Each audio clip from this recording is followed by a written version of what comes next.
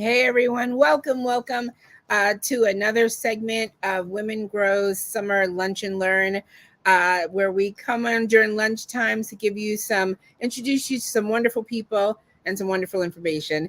And today we're talking about how to be a better advocate and what really is cannabis policy, how is it created, what should we learn as people in this space, as people out of the space, and how do you be a better advocate? I've said it for a really long time that everyone who is in the cannabis industry as a business owner or working here, or especially patients, at some way, advocacy has to be part of your life, because if cannabis is in your life, you need to be involved in how that policy is created. So we're really lucky to have some wonderful people, wonderful women with us today. I'm going to actually read their bios for you.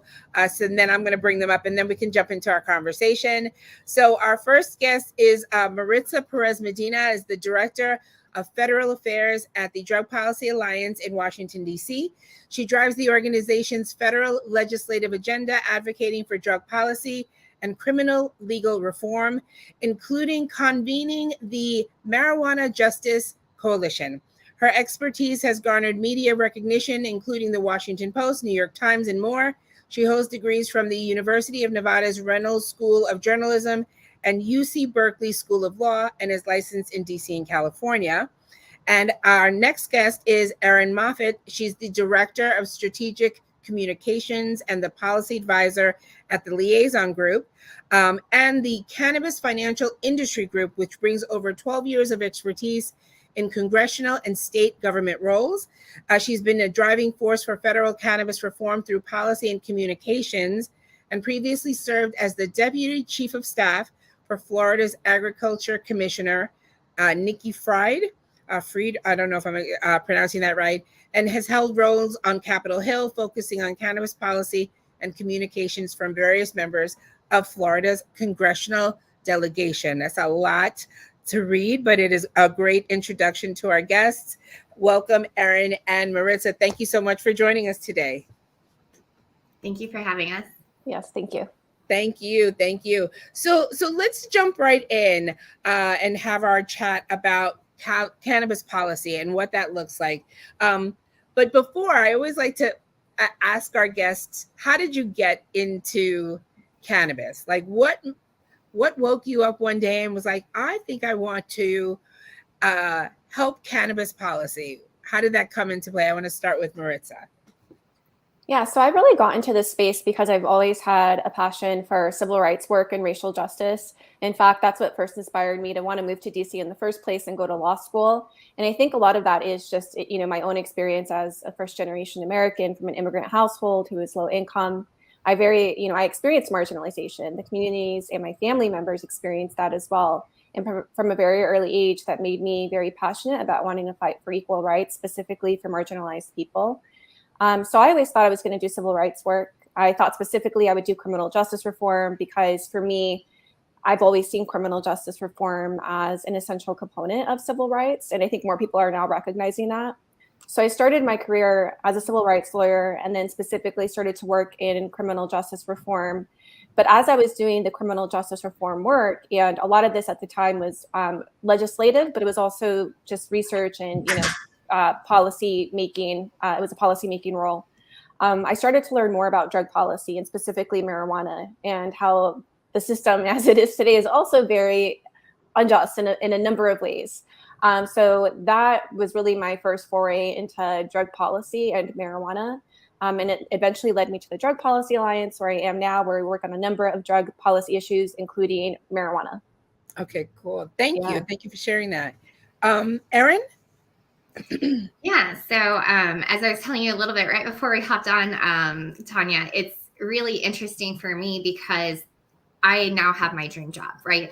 I graduated from college, had always been interested in cannabis policy, knew I wanted to work in the political sphere, and had wanted to go into cannabis. And a lot of people told me, that's not a good career decision. And you see that stigma and marginalization that Maritza's already speaking to there. And So I went and worked for a nonprofit called Center for Lobbying in the Public Interest, again, wanting to do lobbying, not the evil lobbying people talk about, but the lobbying for good. And then I spent 9 years on the Hill, and I kind of came back in my last office to handling cannabis policy for Congressman Charlie Crist. That led to working for Commissioner Freed, who is a major cannabis champion in the state of Florida, and doing her federal affairs. And with her term coming to an end last year, I had the great opportunity to finally come full circle and lobby on behalf of cannabis on the federal level, which is what I'd set out to really do. And all the folks that told me I was wrong, they're like, you now have your dream job. And, we shouldn't have discouraged you from it then. But I am here now in my roundabout way. But all of those experiences, I think, have really helped me become a better advocate today. I love that. Thank you so much for sharing. Thank you. Okay, so let's jump into my first question, which is explaining what cannabis policy entails and its broad impact on the industry. And I'll bounce between both of you. I'm going to start with Erin, and if Maritza, if you have anything that you want to chime in on, I'd love to hear. Yeah. Again, going back to my last job on Capitol Hill, where I was the cannabis staffer. And that is very unique on the Hill because cannabis policy touches everything. It is such a diverse plant, and it's a diverse impact. This can be seen as a healthcare issue. This can be seen as a criminal justice issue. This can be seen as a veterans issue, an economic issue. Really everything it could apply. And so we decided in that office that rather than it being divided up, we were going to have someone who solely saw the cohesiveness of the policy. And I think that that's what's really important here is for people to understand is that due to this misguided prohibition and due to the really negative, harmful impacts of the war on drugs, and due to the true life-changing ability that cannabis patients find with this medicine, you have to look at it through that lens, but it does really touch everything.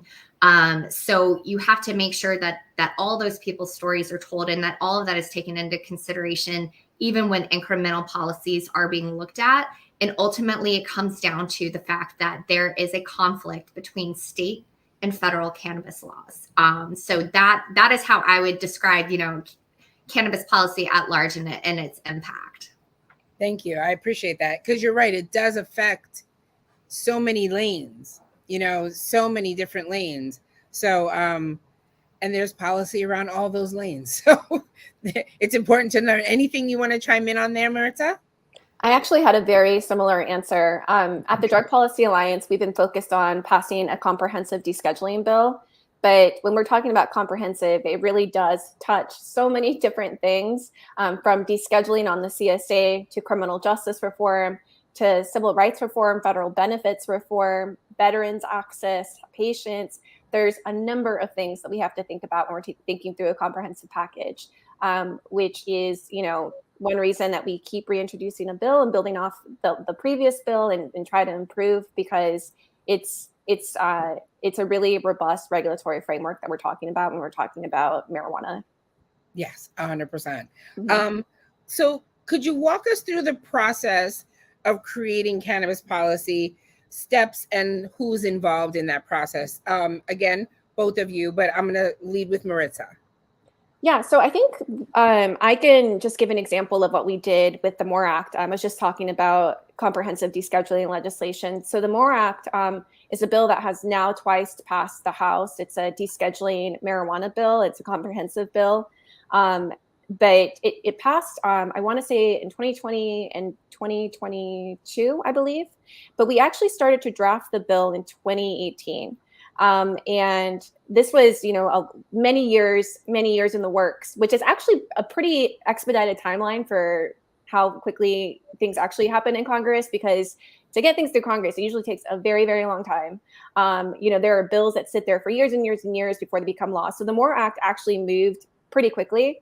But what we did to build that bill, I think we had a lot going for us. And I think that's why it moved so quickly. One, at that point, there had already been some bills that had been introduced in the House. So we looked at other bills as models. And of course, the states have been leading the way. So we also looked at what the states were doing. And that really helped us put together an initial bill. But another thing that we did was, we did think about all of the areas that marijuana touches, all of the different stakeholders that should be at the table. And we started to build a coalition.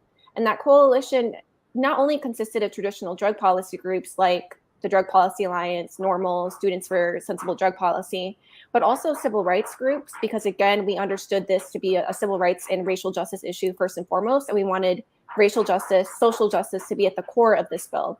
So we had a lot of legacy civil rights groups at the table as well, but then other folks that you wouldn't necessarily think of, such as immigration groups, labor, social workers, veterans. And again, that's because marijuana has touched so many aspects of our lives and it has impacted different communities, to be quite honest, negatively in a lot of ways, right? So we wanted to make sure that those folks had a seat at the table.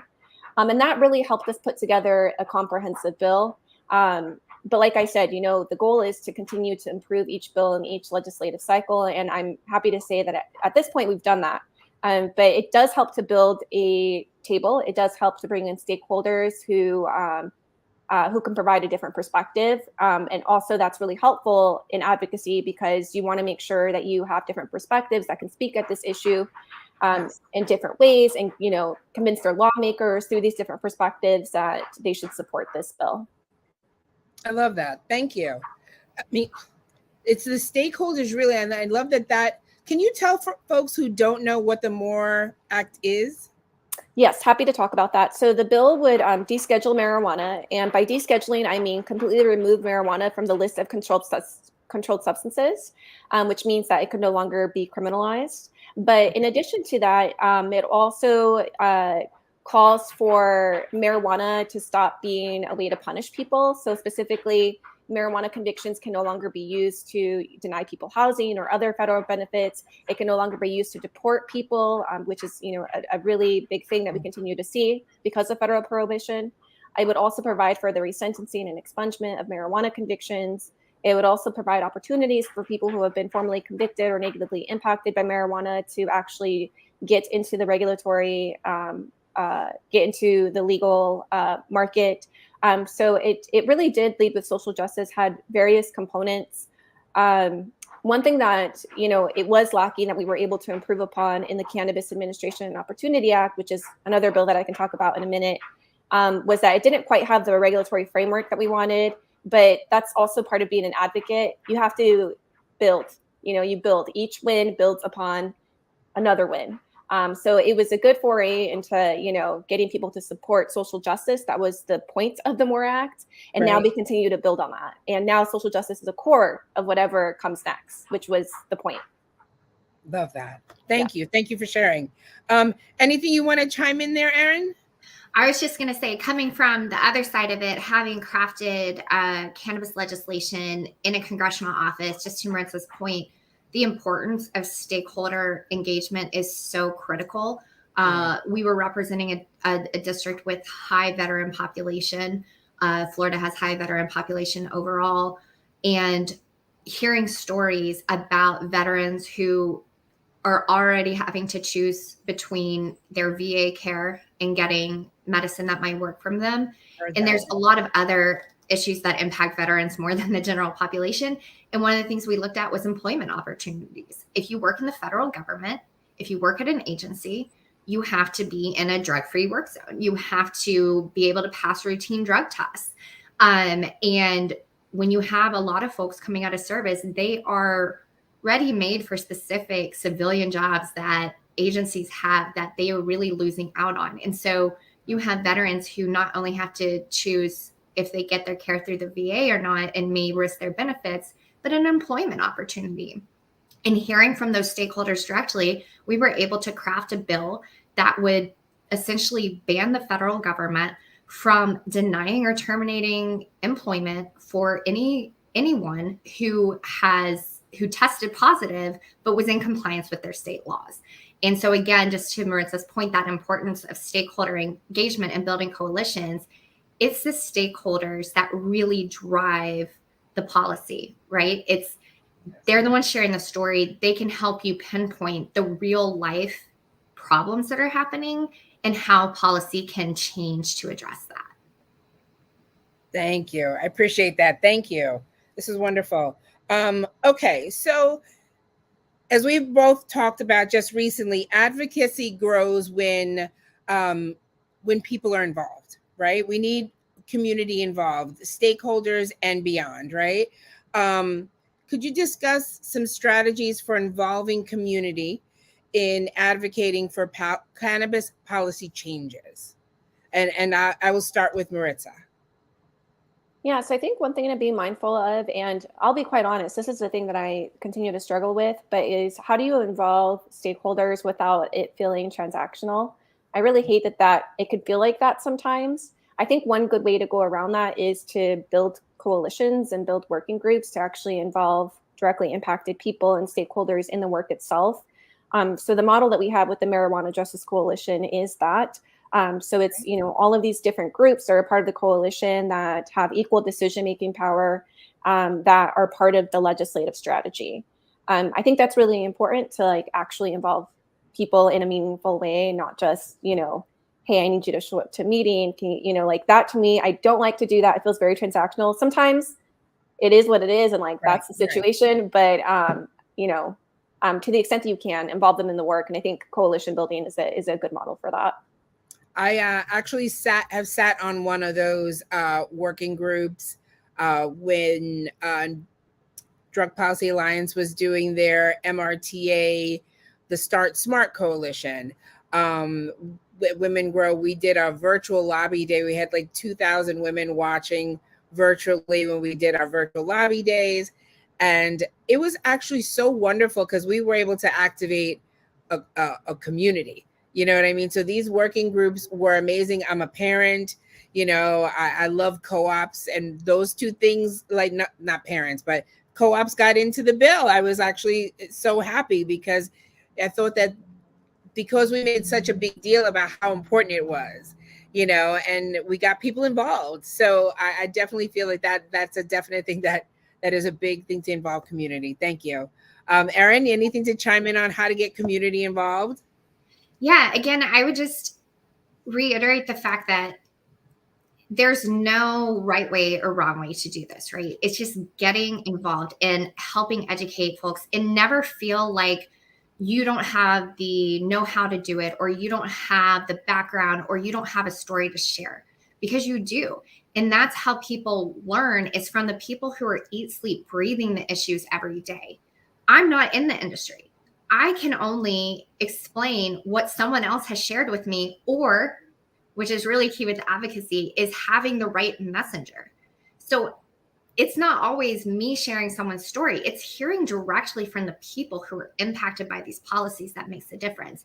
So no step is too small. I'll say, working in congressional office, every piece of mail that comes in gets logged. Every call that's made gets logged. So get engaged, start with educating yourself so you can be a better advocate, and then know that your role is to help educate others, because you do have a unique perspective to share that no one else can share. That is so big. Yes, because those phone calls, and that is something I actually didn't know when, pushing these things and letting people know, it was really call them, because they have to make note that you called and what you called about. And I was really? Someone's there collecting all these emails when you, we have these, we'll talk about in a second, but these hemp regs that we're doing some work with for my brand, just supporting all these women-led brands that are going to be affected by these emergency hemp regulations for New York. I'll talk about that because I'd love some call to actions there for people to comment on. Okay, so when it comes to communicating policy issues to a diverse audience, what are some strategies that you have that have proven effective? And either one of you can chime in. What are some strategies that have proven effective for communicating policy to a diverse audience? I'm happy to start if that's okay, Marissa. Okay. So what we have found is that when it comes to cannabis, again, it's not just having a diverse impact, but it's a very diverse, complex industry. And even your biggest champions, they don't understand the ins and outs. It's very complicated for people to understand. So when you're communicating on cannabis issues, you need to start with assuming your audience has zero knowledge on all things. Don't talk over people, because then the message goes in and out. They don't understand what's actually needed. And again, I always make sure I emphasize is having the right messenger for the message and for your audience. Again, if you're speaking to lawmakers that have a heavy propensity or density of veteran population, or they're really leading on the VA committee, you want a veteran delivering your message. Sure. If you're talking about the criminal justice reform side of cannabis, you want someone who is impacted by the war on drugs talking about it. You don't want one person to take someone else's story and summarize it, because again, the education component when it comes to cannabis is so key that unless you have the actual legitimate storyteller telling their story, sometimes it's disregarded. And so those are some strategies that I have really been employing, both, on my time in the policy world and on my time in the advocacy world, to make sure that folks understand where you're coming from. Again, starting from zero and making sure that the messenger is the right person for that message. Perfect. Anything, Maritza? Similarly, we are always trying to lift up people who have been directly impacted. So storytelling is just generally like a big way that DPA communicates our policy priorities. And similar to what Erin was saying, we always try to break down information as well. Actually, our communications department always tells us that everything that we put out has to be between 8th and 12th grade reading level. And actually, I really appreciate that, because sometimes as an advocate, especially working with Capitol Hill, I feel like I can get caught up in the Beltway DC jargon, all of the acronyms, but they're like, no, this is not gonna, they'll break it down. They'll make me actually speak to the normal person, the average reader, which is great, because you want that. I mean, to be a good communicator, people have a limited attention span. You want to make sure that they understand what you're saying. That you're, saying what you want to say in a clear, direct way. So, you have to democratize the information you want out there if you really want people to be engaged and, care about the work that you're doing. You need a TikTok version of it, so that people we're also on TikTok. Yep. For that very reason. Yeah. Our attention span has gotten shorter and shorter, so I also appreciate, because I know there's a lot of acronyms that people don't understand. There's too many letters for things beyond cannabinoids with all so it's just a lot to understand. And we did a read the regs live on, so my brand is called the Cannadiva. So we do a lot of community stuff, and we did a read the regs, and then someone sent them to me. And I'm like, how many pages is this thing? And it was 200 plus pages. And I'm like, wow. And the fact that this stuff is created, and I'm like, wow, we have to translate this to layman's terms, because it is a lot. It's a lot to consume. So we appreciate you. But then we have to translate it into English, for people. So I'm glad that you do it. Cannabis has a tendency to get very technical and scientific and in the weeds, very, no pun intended, very quickly. And when you're talking about all the different cannabinoids, you have to find a way to compare that to something that someone might have a better understanding, because it is so broad that they just can't wrap their heads around it. Another thing I will just also flag, it's when you're communicating with people, meet people where they're at. Maritza reminded me of this, you're on TikTok, because that's an effective channel for your audience. I always tell people, it might be great to see your name on an op-ed in the New York Times. And while it has an impact, what has more impact is having a local news story run on a business owner or a patient or a formerly incarcerated individual in that community sharing their own story. Because you have to talk to not just the policymakers. To impact change, you have to educate everyone, because it's the grassroots that it trickles up. the message goes up, and it has to be legitimate from the start. So don't just isolate who you're communicating to. You need to educate everybody. 100%. Thank you. So this is a great one to segue to. It can, all the advocacy work can seem overwhelming, especially if you are new to the industry or just looking at it. Maybe you're a patient trying to understand how this poly stuff works. It is confusing. So what can someone do to be a more informed advocate and contribute to these conversations? Again, either one of you. Well, not to be self-serving here, but I would say follow the Drug Policy Alliance. We put out a lot of great information. We're working on marijuana at the federal level. We have some state campaigns, but mostly we focused our attention to comprehensive legislation and then also watching what's going to happen pursuant to the Biden scheduling review order, which we think will be coming down really any day now. So you can keep up with what we're doing by following the Drug Policy Alliance, drugpolicy.org. You can sign up to get our newsletter updates and our emails. That way you can stay informed about what's going on. And again, it's federal information, but also state information. Right. I get all the newsletters, because I need to know. And if there's things like I want to know more about, I'll pop in just to get a little bit more information, because someone will ask me something and I don't want to, there's a lot to learn, especially if you're in it. That's why it's great to point to someone like, the liaison group, Drug Policy Alliance, to be able to like sign up for their newsletters and get your stuff, because I can't even translate it. You know what I mean? So it is important. Do you want to chime in, Erin? Yeah, I mean, that was exactly what I was going to say. Subscribe to, just take a simple step. Pick one newsletter to subscribe to and just start skimming it once a week. See what pops out at you. See where you're drawn to. See what you agree with or disagree with. And you're going to find your place, right? Like you're going to find your passion by being like, oh, I agree with this. And this is my story. It's similar. I should get involved in this specifically, or I disagree with this and they're misinformed and I need to activate on this. So it could just having that, starting to educate yourself and see what's moving and impacting other people, you will find your calling.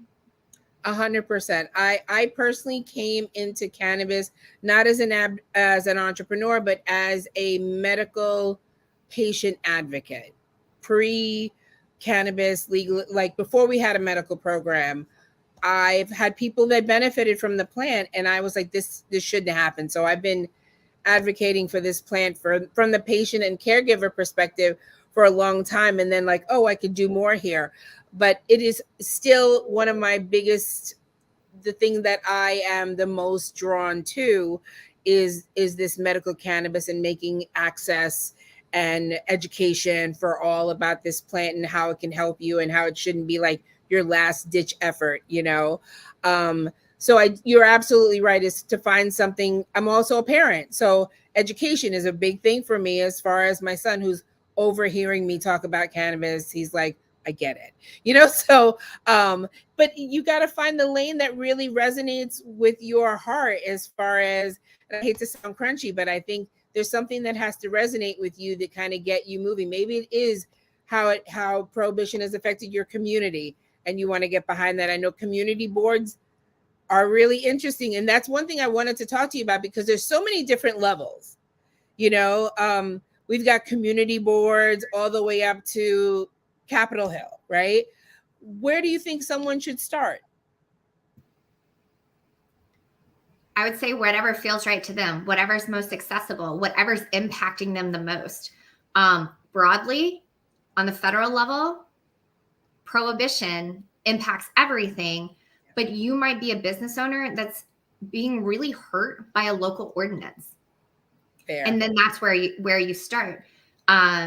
It takes all of them working together, but I know that can seem overwhelming to people. So again, I would say find that calling and see where the nexus of that is. Is it your state law having to change? I grew up in Virginia and they haven't rolled out their adult use program, but they have it. So if you are someone in Virginia and you've been waiting for that, your issue is on the state level. Again, if you're a business owner and you're seeing some restrictive ordinances come down, maybe a locality moves to ban cannabis sales, but the state has legalized it, that's where you start. And then again, in general, the federal government is kind of like, it's everything because it's still in place, that you can find a place there always. But I know that can seem, again, a little daunting to people, but having worked in those offices, they answer the phones, they log the mail. It's as simple as contacting them, and that's engagement. That counts because those numbers stack up. Very cool. Thank you. How would you, Maritza, anything to chime in on like where someone should start? Should they start local? Should they go for the big thing? What do you think? I think whatever feels right to that person, as Erin said, I think those are some really great suggestions. Just one thing that I would raise that I like to remind people of is that you don't necessarily have to have a job like I do to like be an advocate. In fact, the advocacy that you do within your own community, with your people, with your friends and family is a lot more impactful in many ways than what I do. And as Erin said earlier, the message really does come from grassroots to the hill. Congress is always way behind where the public is from what like the states are doing, from what the, right? Yeah. So I'm like, you know, these 100%. yes. So these communities, like, you know, it's like the community building, talking to your people, talking to your friends and family about these things. That is also advocacy because you're changing, you know, hearts and minds of people who are closest to you, where you're an influencer, you know, they listen to you. You carry a lot of influence. So I never thought of it like that. If that's the case, I'm the biggest. I talk to everybody. Well, great. Yeah. But that is so really big because I know that we affect our micro communities as well. So that's a big thing to talk about. I actually had a question here. Someone said, I'm from Ohio. Adult use is going on the ballot this fall. How can I make a difference in getting the word out and educate? That's from someone on LinkedIn. They're in Ohio. What would you tell them to do as far as to getting involved? I would say they hit the nail on the head by just including the word educate in there. Yeah. Because that is what we find, and to Maritza's point, Congress always being behind education, education, education. And again, just talking to your friends and neighbors. Hey, did you know this is on the ballot? Tell your friends. Make sure you go out and vote. You know, this is why it's important to turn out, because sometimes there are ballot initiatives. It's not just people on the ballot. It's our future. And making sure that people know and get that vote out. People have questions, direct them to the resources in their state that can explain how the Ohio program works and how it would be beneficial to them. But it goes back to, you know, Maritza's point that it's not just contacting lawmakers that's influence. It's talking to the talkers in your community, not just the leaders of all the organizations, but who does everyone respond to and trust and talk to? Like maybe it's in a book club that you just bring it up to your friends you trust, or at your gym. And that makes the difference, because you tell one person, they're going to tell another person, and then it trickles out. And that's how you can just make sure people know it's on the ballot and that it's important to answer all the questions, check all the boxes on a ballot. Yep. Don't just do the top box and walk out, that everything has an impact. Someone said if you to host workshops in your community, if you are a center of influence in your community and you could do that, absolutely go to your community board meeting and meet more people. Like there's definitely different ways. Somebody said, Julie Hanahan said this, it's one on what cannabis plant seeds. It's so important, one step at a time. Someone asked, what's a good group to join as someone who is new to advocating for cannabis legislation? Drug Policy Alliance, the liaison group, Follow Women Grow, because we tap all the organizations for great information. Are there any other advocacy groups that you know of that are pretty broad that you would recommend? I would name a couple to look into. So NORML is a national marijuana organization. They have chapters all across the country. If you're a student or somebody who works with students, you might consider Students for Sensible Drug Policy. They tend to get involved in different campaigns as well across the country. Someone mentioned Americans for Safe Access. I like them as well. And someone else has said to post education with references. Listen, everyone has their opinion and I get it, but education is education. We want to educate people about what the laws are, what the pending bills are, what what these things are coming down the pike. And if you educate someone, they're going to make the decision that works best for them, as opposed to trying to influence their decision. I just think, like, listen, I realize that just because we're all in cannabis, we don't all feel the same way about certain things, you know, and it is what it is. But we make our decisions with how we feel we want our communities to be, how our families to be, and so on and so forth. But education is, I think, the biggest thing. Let me go back to my questions, because we got on a tangent and I got, so, all right. So I don't want to go too long because it is lunchtime and I'd love for you to get time in to grab a bite before you have to go back to the office. So we talked a little bit about resources, but is there anything, as we conclude, what resources or steps can people explore to become more effective? And then if you have any tips, we'd also love where to find you if people want to reach out to you or connect with the liaison group or connect with DPA. So let's just say, like, on a wrap up note, where does someone, like, where should you go? Where should you go to just get, like, oh, even better, are some things that are important right now that we should be paying attention to? Is there anything that you are aware of that we should be paying attention to? I'll start with Erin.